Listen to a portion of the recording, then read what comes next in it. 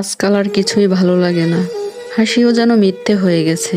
তুমি ছিলে আমার জীবনের আলো, আর এখন অন্ধকারই একমাত্র সঙ্গী। তোমার কথা ভাবলেই চোখ ভিজে যায়।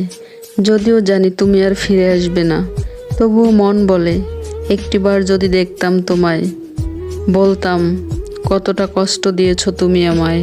ভালোবাসা তো সত্যি ছিল আমার, তোমারটা ছিল না হয়তো।